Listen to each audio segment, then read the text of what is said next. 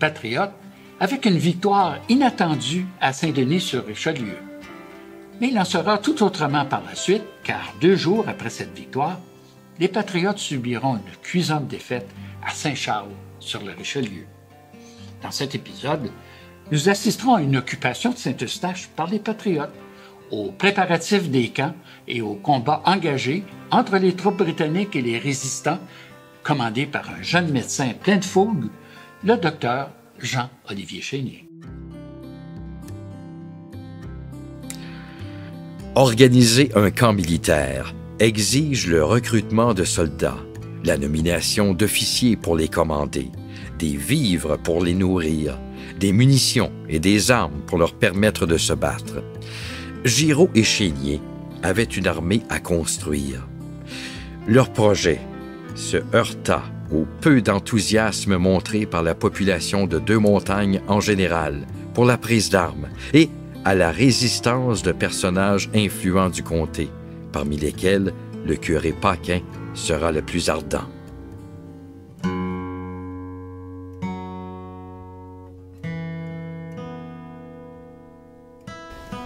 Les patriotes du comté des Deux-Montagnes, préalablement destitués à l'été 1837, vont en quelque sorte retrouver leur grade suite à l'Assemblée du 1er octobre 1837 à Saint-Benoît. Il va y avoir une élection et la plupart vont retrouver leur grade donc de capitaine, de colonel de milice, de sergent de milice. Et puis certains, sans expérience, vont aussi avoir d'autres grades de milice. Une demi-douzaine de capitaines à Saint-Eustache, 4 ou 5 à Saint-Benoît, 3 à Sainte-Scolastique, 1 à Saint-Hermas et un nombre indéterminé de lieutenants. Ensemble, ils peuvent potentiellement mobiliser 1 millier d'hommes. Volontaires sincères pour la plupart, ils accepteront difficilement l'encadrement et la discipline et seront peu enclins à mourir pour la patrie, dont ils n'ont qu'une vague notion. Une faible majorité dispose d'armes à feu et guère de munitions.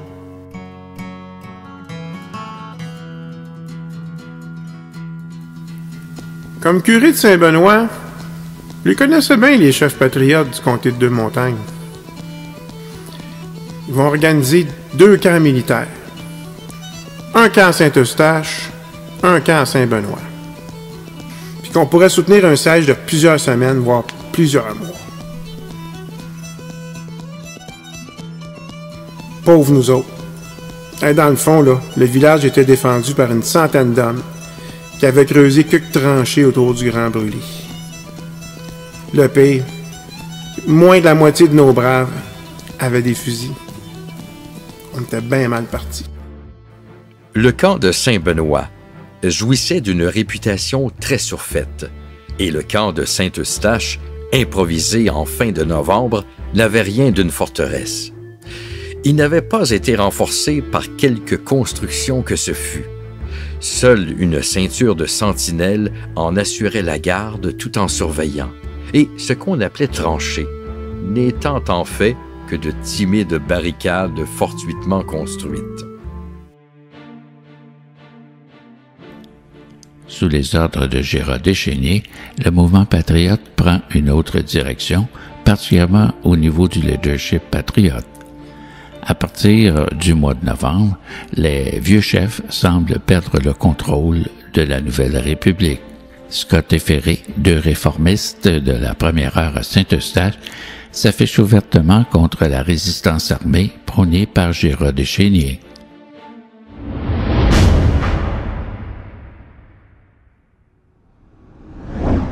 Sommés de se constituer prisonniers, Géroard, Dumouchel et Masson se réunissent le 23 à Saint-Benoît, jour de la victoire de Saint-Denis.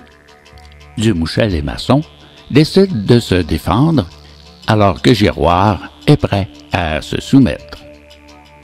Réunis de nouveau le 25 novembre, Géraud, Chénier, Masson et Dumouchel confirment la tendance favorable à la résistance armée contre celle des modérés.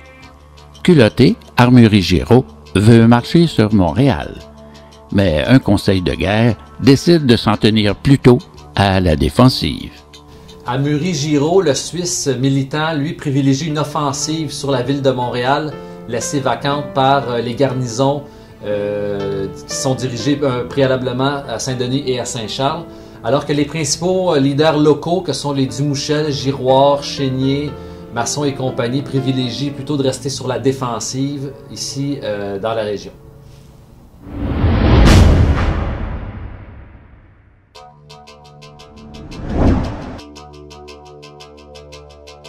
Le 27 novembre, on apprend la défaite des Patriotes de Saint-Charles. Mais Giraud, lui, nous apprend Serge Lorrain, niera la nouvelle, prétendant qu'au contraire, les Patriotes l'avaient emporté.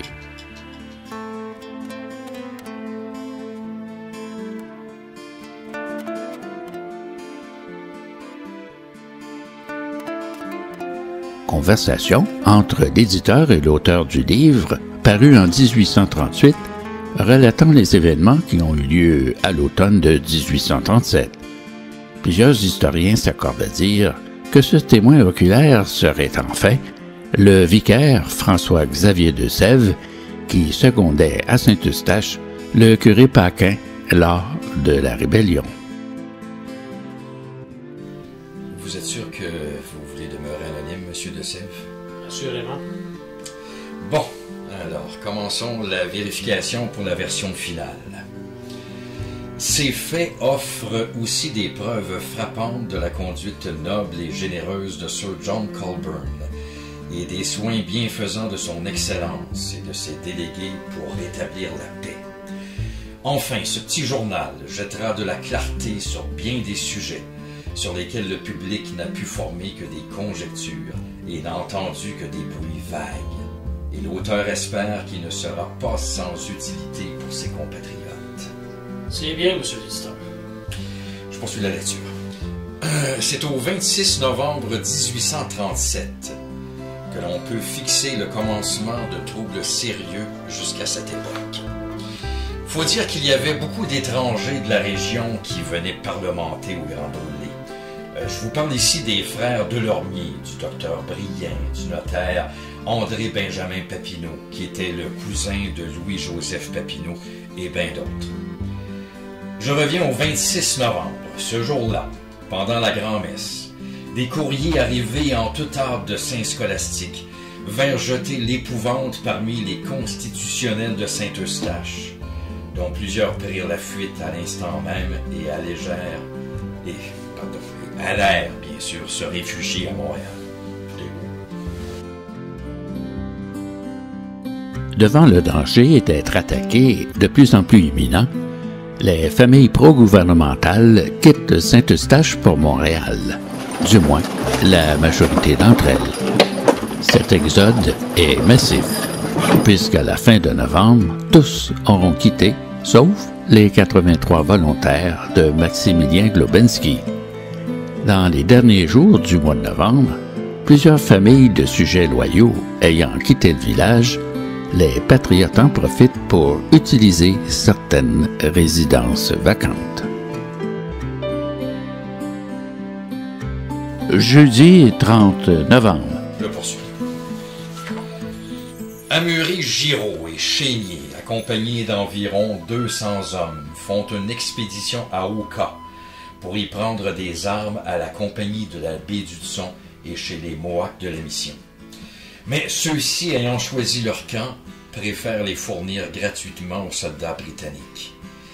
Malgré la vive résistance de messire Dufresne, supérieur de la mission, ils enlevèrent un canon appartenant aux missionnaires et transportèrent toutes leurs prises à Saint-Benoît.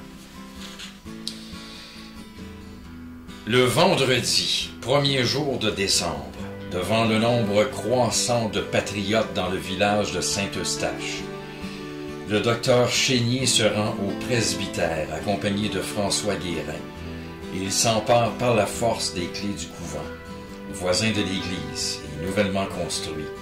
Dorénavant, le couvent servira de quartier général pour les patriotes. Incroyable, j'ai l'impression d'être là. pour établir un camp armé au village de Saint-Eustache à partir du début décembre 1837. Giraud et Chénier vont établir leur quartier, d'abord le quartier général au Couvent, mais pour loger les principaux radicaux qui vont arriver ici et là, on va littéralement squatter les principales demeures laissées vacantes par les loyalistes, que sont notamment les marchands Globensky, mais aussi les différentes maisons appartenant aux seigneurs.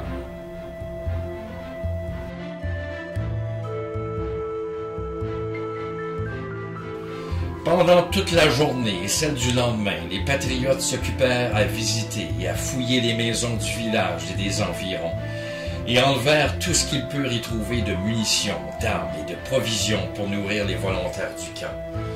Dans les faits, ils firent du pillage pendant les 2 semaines précédant l'affrontement.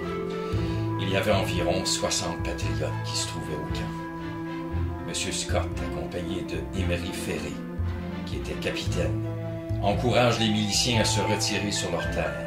Ils cherchaient à ramener à un patriotisme. Ils cherchaient plutôt à les ramener à un patriotisme plus modéré. Voilà, c'est comme ça.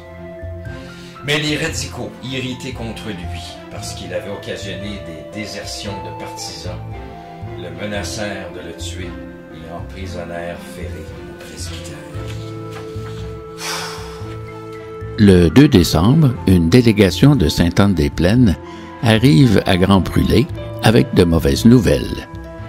Guillaume Provost, membre du comité central du comté de Terrebonne, et Moïse Ollier avaient promis 3 jours auparavant de recruter dans leur paroisse plusieurs compagnies pour les mettre au service de l'armée du Nord. Selon eux, les sentiments de la population avaient complètement changé depuis la proclamation des magistrats et l'arrivée à Montréal des prisonniers et des troupes.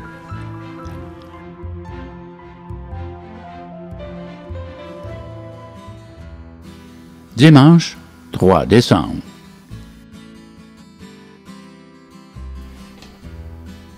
Monsieur de Sèvres, vicaire de Saint-Eustache, après la grand-messe, fit la lecture de la proclamation à la porte de l'église, promettant protection à tous ceux qui ne prendraient pas les armes et qui demeuraient paisibles chez eux.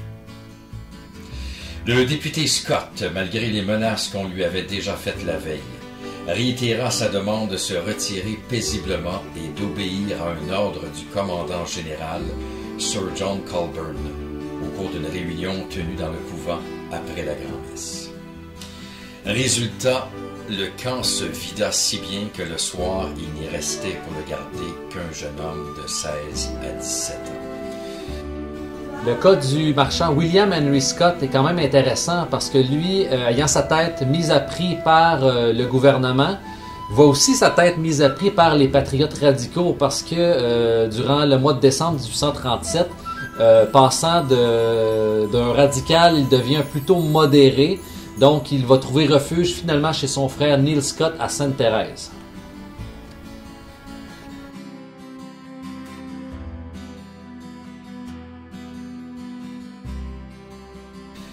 J'ai apporté une petite modification ici. Dites-moi ce que vous en pensez. Le soir, après les vêpres, M. Turcotte, curé de Sainte-Rose, vint souper au presbytère en compagnie du curé Paquin. Ils annoncèrent la défaite de Saint-Denis au docteur Chénier, mais ce dernier demeura inébranlable.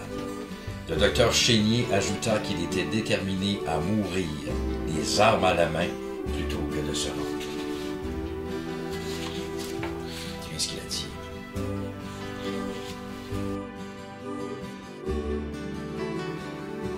Lundi 4 décembre. Le docteur Chénier avait employé toute la nuit à envoyer des émissaires dans les différentes côtes et à ramasser les plus déterminés de ses partisans pour garder le camp qu'il avait établi dans le village. Il avait établi des sentinelles à tous les passages, en sorte que personne ne pouvait sortir du village, ni des environs sans un permis signé de sa main. Chénier refusa au curé Paquin un laissez-passer pour Montréal. Le curé Paquin eut une conversation longue et animée avec le docteur sur le caractère déraisonnable de sa position et il le prévena de tous les malheurs qu'il allait attirer sur la paroisse. C'est fou, on a quasiment la chair de poule.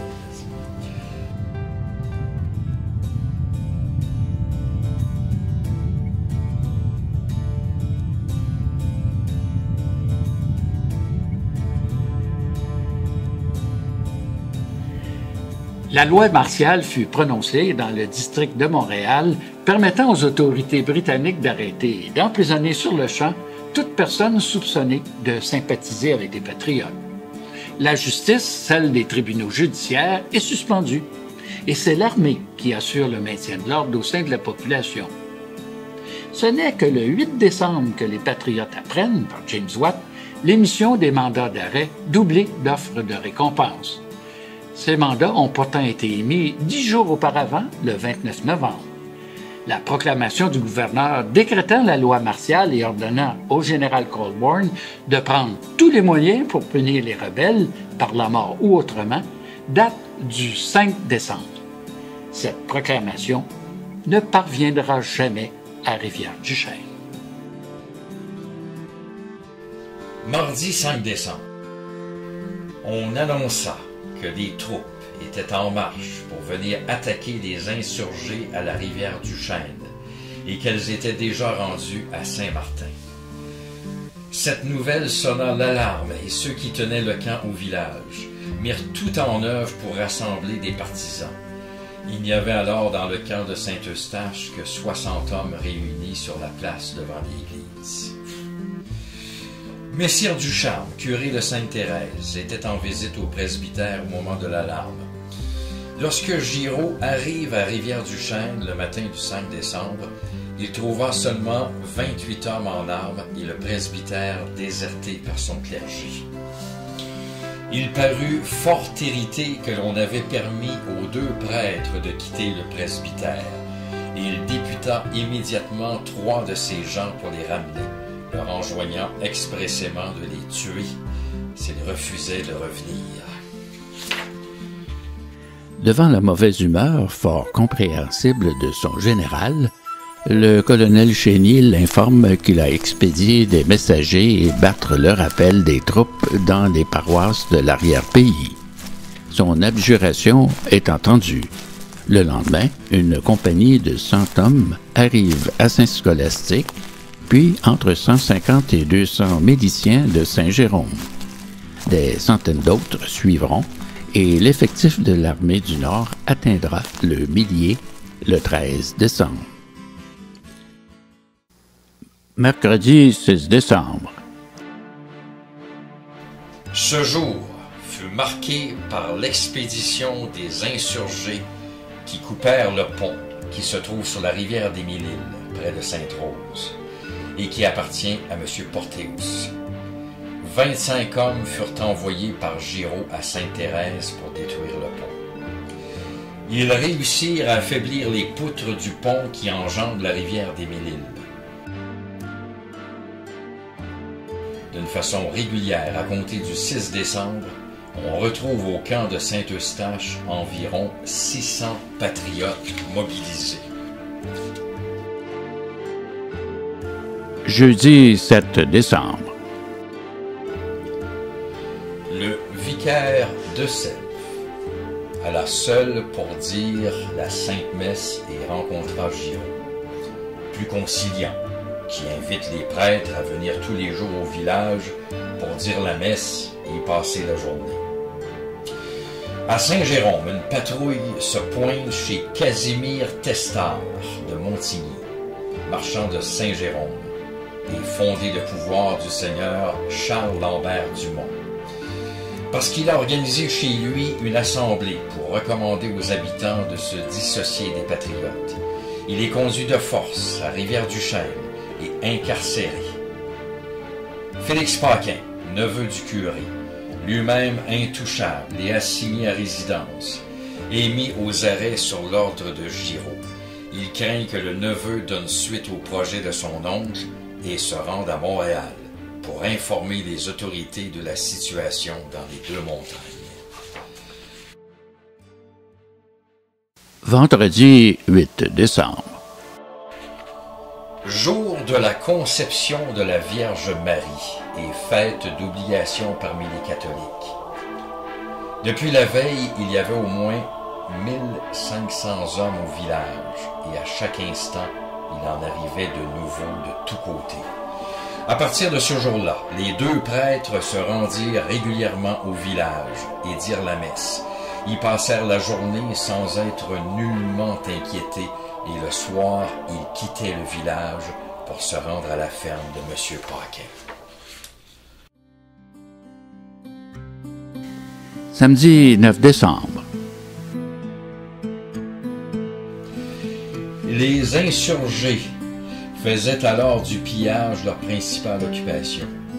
Ils allaient dans toutes les fermes, mettaient à contribution tous ceux qui ne marchaient pas avec eux et de gré ou de force s'emparaient de ce qu'ils avaient de mieux en bétail, chevaux, voitures, etc. Il n'est pas facile d'estimer le nombre de patriotes présents au camp militaire de Saint-Eustache et de Saint-Benoît. À Saint-Eustache, le nombre varie considérablement d'une journée à l'autre. Ou bien on y était venu par curiosité ou dans le but de s'amuser, ou bien on y avait été amené par la force et on ne ratait pas la première occasion qui se présentait pour s'enfuir. C'est pourquoi Giraud et Chénier avaient ceinturé le camp de sentinelles pour empêcher ces évasions, mais aussi pour contrôler ceux qui y pénétraient. Dans les jours précédant la bataille de Saint-Eustache, le 14 décembre 1837, en fait, depuis le début décembre 1837, le nombre de personnes va quand même varier au camp armé de Saint-Eustache. Par dizaines, par centaines, vont arriver de Saint-Benoît, Saint-Scolastique, Saint-Hermas, voire même de Saint-Jérôme ou des alentours, du comté de Terrebonne un petit peu aussi, pour venir bonifier la quantité de personnes au camp armé de Saint-Eustache. Il n'y aura pas un nombre défini d'une journée à l'autre. Certains vont quitter, certains vont revenir. Donc, certaines journées, il y aura quelques dizaines, voire quelques centaines. Et au plus haut, il y aura 1 millier de personnes au camp armé de Saint-Eustache. Dimanche 10 décembre. Le 10 était un dimanche. Les offices divins eurent lieu comme à l'ordinaire. L'Église et ses ministres ne reçurent aucune insulte, mais on ne vit guère aux offices que les individus qui formaient le camp de Saint-Eustache. Les autres n'osaient paraître au village, car dès qu'ils y paraissaient, ils étaient saisis et retenus de force pour augmenter le camp. Les chefs promettaient de leur donner bientôt le choix des plus belles terres. Ils leur promettaient aussi l'absolution des dîmes et des rentes seigneuriales et qu'ils remporteraient la victoire et perdraient Montréal sans tirer un seul coup de fusil.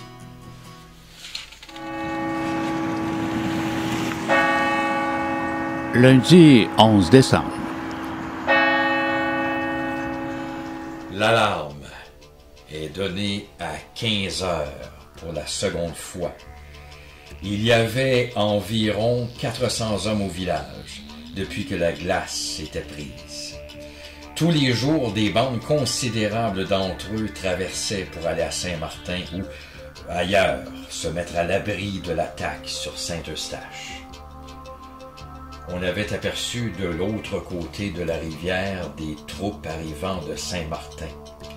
C'était un petit détachement vis-à-vis Saint-Eustache pour examiner la glace et voir s'il était possible de faire traverser les troupes. Mardi 12 décembre.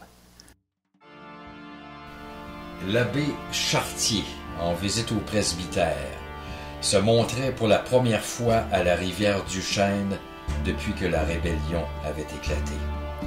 Il se rendit ensuite au camp visiter ses braves et après leur avoir donné des encouragements, il repartit pour sa paroisse de Saint-Benoît.